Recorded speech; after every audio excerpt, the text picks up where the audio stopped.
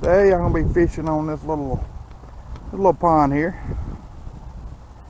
Looks like it's a little bit up. We've had bad storms here the other night.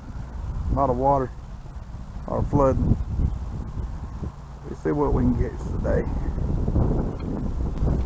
Today's setup, we're gonna got my lures.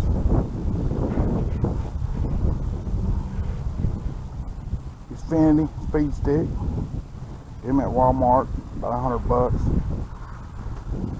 And you can get this old Black Max Albert Garcia medium action. Lures is a medium heavy.